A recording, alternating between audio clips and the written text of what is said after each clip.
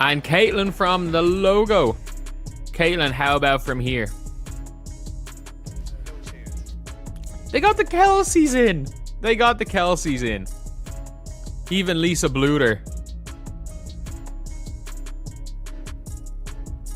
Let me be clear, the internal comparison isn't to other WNBA players, the real comparison. The benchmark they're using is to legends like LeBron James, to Kevin Durant, to the absolute biggest names in the entire sport of basketball. This one video tells us all of that. Now, let's put this into the context that really matters, because it's all about the backstory here. Nike has been actively involved in the women's basketball signature shoe business for many years now.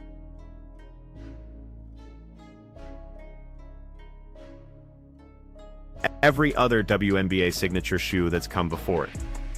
Man, I like this. I like it. I genuinely do. From anywhere. I have to admit, I like it. I like it. I think Nike, in fairness, I think Nike probably did a poor job when it came to Caitlin Clark, of hyping her up realistically. I think Nike did a good job. Have done a good job since then. I do. I really do. I think... You see, Nike didn't just cobble together a quick promotional video and call it a day. Far from it. They brought in Lisa Bluter, her celebrated college coach from Iowa, immediately tapping into that powerful history. They made sure to feature the iconic logo three-pointer that became her undeniable signature move on the court. What they're doing here is building an entire narrative, a whole story, not just trying to sell a product off the shelf. And that specific marketing approach... At least one video.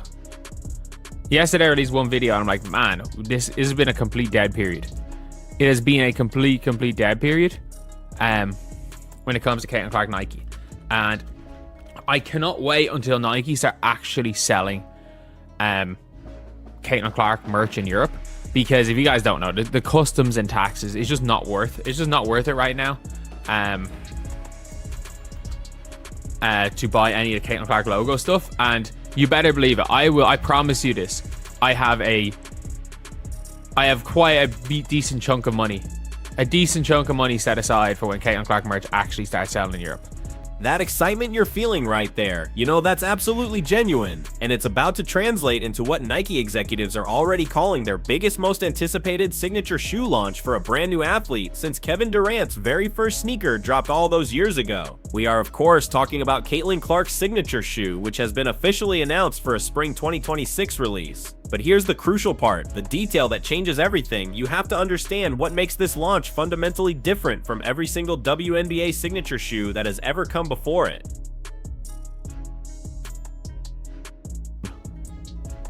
You can see here ahead of her 2K or 2026 CC collection launch, and it says here as well from Twitter account Nick DePaula, Caitlin Clark's anticipated signature shoe is expected to launch spring of 2026.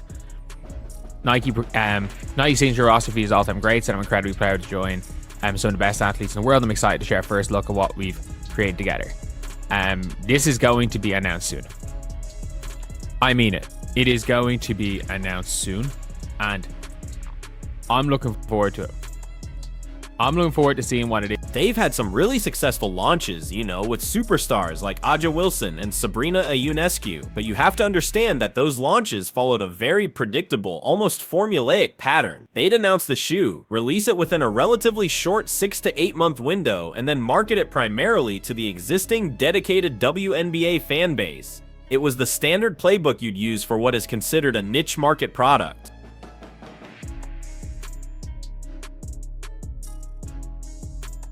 Like, I don't really... They are... Her shoes, maybe because of when I grew up, and like where I grew up and when I grew up. I always as a kid wanted the mercurial vapors as football boots. Because I think Ronaldo wore them. So, and it looks like Air Max Deluxe as well. For me, the Aja Wilson shoe really reminds me of like the football boots that I really wanted as a kid. The Mercurial Vapors from like 2004, 2005. I think Aja shoes really reminds me. And I really did like the Air Max Deluxe, which which kind of reminds me of the Asia shoes as well. Either way, I really like the Asia shoes. There's been no. But now, take a look at the timeline for Caitlin Clark's shoe. The announcement is happening right now, while the actual release date is set for spring 2026. That is not a standard product launch timeline by any stretch of the imagination. That, my friends, is a cultural event timeline. That's the kind of extended runway you give a product when you are meticulously planning a global marketing campaign, when you're coordinating with massive retail partners across multiple continents, and when you're treating this launch like a mainstream blockbuster sneaker release, not just a I think Nike are absolutely going to hit because they do have a tendency to do it. They have a tendency to hit when it comes to their signature shoes, especially for women's basketball. And by the way, like, I think they hit this year on everything. I like LeBrons. I like the LeBrons. I like the LeBron James. Is it the 20, what is it? Is it 23s this year? I like the LeBron 23s. And believe me, there's a very specific calculated reason why that extended timeline is so critical for Nike's bottom line. As it stands right now, if you're a devoted Caitlin Clark fan living somewhere in Europe, you simply cannot buy her merchandise without getting absolutely destroyed by customs fees and painful import taxes. Financially, it's just not worth it for the average person.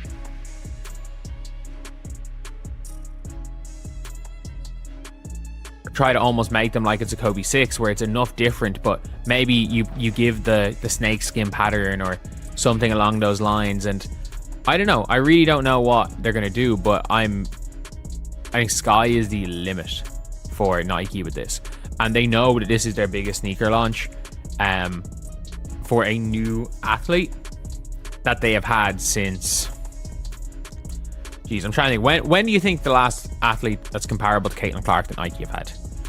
I would say you realistically might be going back to when they first got Kevin Durant. And yes, Kevin Durant was absolutely that big back then. But like, you are probably looking at Kevin Durant-esque. And you've now got obviously Caitlin Clark, who is releasing her Nike sneaker, and soon, it's going to be soon. So hopefully we can get more news on that, more official news, and it's not just speculation from a random tweet. We can get more official news soon, but it's going to be soon. There's going to be some announcement soon. Whether or not they're released soon, I don't know. But there's going to be some announcement soon. So anyway, yeah.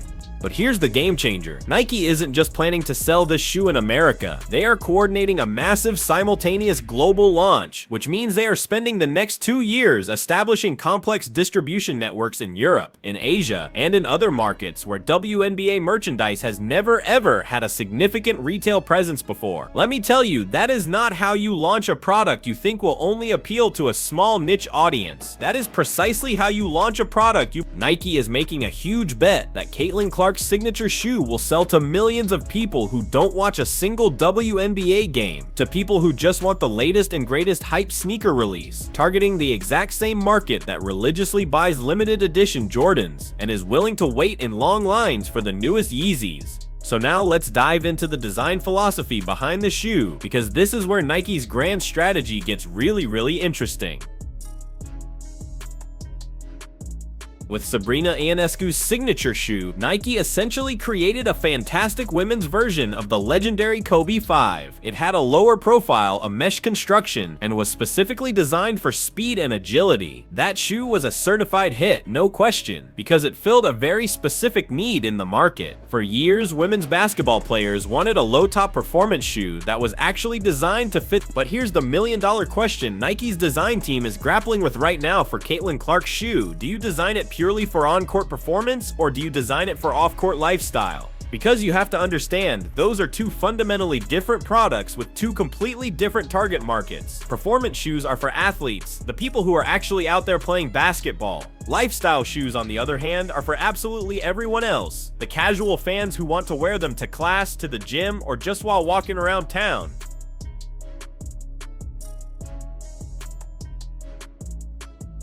And based on that extended timeline, based on the global distribution strategy, and based on the massive narrative-driven way Nike is marketing this launch, you can bet they're going for lifestyle. They are designing a shoe that looks so good you'll want to wear it casually, but can still perform on the court if you need it to. That is the ultimate sweet spot where you maximize sales, the place where you appeal to the broadest possible market imaginable. There's a really specific comparison that's worth making here, and it's to the iconic Mercurial Vapor football boots that Nike released back in the mid-2000s. Now, those weren't just high-performance soccer cleats, they became a full-blown cultural phenomenon, and it's because Nike marketed them as aspirational products. The message was clear: if you wore Mercurial Vapors, you were associating yourself with the one and only Cristiano Ronaldo, with elite-level athleticism, and with a lifestyle brand that completely transcended the actual sport of soccer. That right there is the exact playbook Nike is running with Caitlin Clark's signature shoe. They're not just selling basketball shoes to people who play basketball. No, they are selling the entire Caitlin Clark brand to anyone and everyone who wants to be associated with what she represents. Unapologetic excellence, incredible confidence, and that legendary logo three-pointer mentality. And let me tell you, if Nike executes this strategy correctly, if the design is a home run and the marketing campaign lands perfectly, this one shoe could very well outsell every other WNBA signature shoe combined in its very first year on the market. Alright, so let's really break down what this seismic shift actually means for the WNBA and for the future of women's basketball more broadly. Because what we're witnessing isn't just about one incredibly talented player getting her own signature shoe. This is about Nike making a powerful, definitive statement with their investment dollars. A statement about who they believe has the power to drive mainstream sneaker culture forward into the next decade. First up, let's talk about the staggering financial implications. Caitlin Clark's new Nike deal is reportedly worth 8 figures over a span of 8 years. Let's be crystal clear about what that means. That's not WNBA money. That is NBA level money. That is the kind of massive contract you give to someone when you are absolutely convinced that they can generate the kind of revenue that fully justifies that colossal investment. And you have to remember, Nike doesn't make these kinds of bets lightly or on a whim. They have decades upon decades of hard data on what truly. Second, we have to consider the enormous cultural implication. For years and years, the dominant narrative surrounding WNBA players and their endorsement deals has been centered on the frustrating pay gap, on the reality that women's basketball players simply don't get the same lucrative opportunities as their male counterparts. And for a long time, that narrative was painfully accurate because it was based on cold, hard market reality. Big companies didn't heavily invest in WNBA players because they genuinely didn't believe the return on that investment was there to be made. But Caitlin Clark is single-handedly forcing these companies to completely recalculate that entire equation. Her rookie season alone drove television ratings to levels the WNBA hadn't seen in decades. We're talking about her games consistently drawing 3 million viewers, numbers that directly rival many NBA regular season games. And those incredible ratings have translated directly into leverage, into the power to command contracts that reflect her actual market value, rather than being artificially constrained by what WNBA players have historically been paid.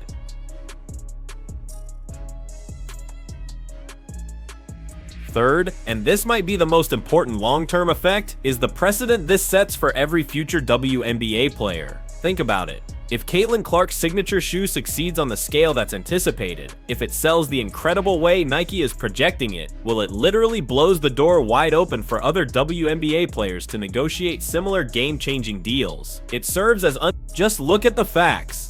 Lawson is a 2-time MVP, a champion, and is arguably the single best player in the entire WNBA.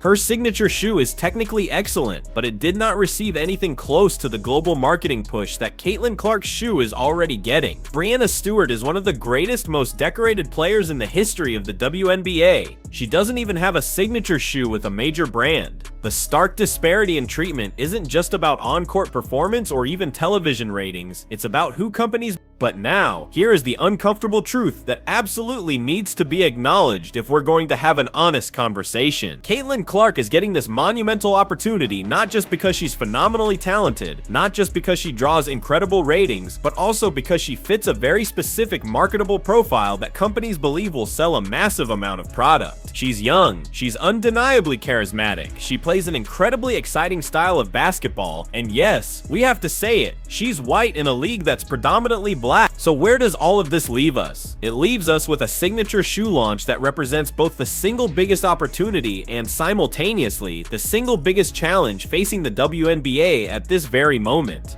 The opportunity is that mainstream, global companies are finally willing to invest serious, transformative money into women's basketball. The challenge, however, is figuring out how to distribute those incredible benefits and that newfound wealth without inadvertently creating a two-tier system where a select few stars reap massive rewards while others are left behind. Now, it is crucial to state that it's not Caitlin Clark's fault that companies are choosing to invest in her at levels they haven't invested in other deserving players. She is simply capitalizing on the incredible opportunities that are being made available to her, which is exactly what any athlete in her position should do. But at the same time, it absolutely does create a palpable tension within the league. It does raise legitimate and important questions about equity and fairness and how the league's newfound success and wealth are ultimately being distributed among its players. Of course, the primary counterargument you'll hear is that a rising tide lifts all boats, the idea that Caitlin Clark's phenomenal success brings more attention and more money to the WNBA as a whole, which in turn ultimately benefits every single player in the league. And you know what? There is certainly a great deal of truth to that. Television ratings are up across the board for almost every team. New sponsorship deals are increasing for the league itself. The next collective bargaining agreement negotiation will almost certainly result in significantly higher salaries for all players. But it's also true that in the short term right now, those benefits are clearly not being distributed equally.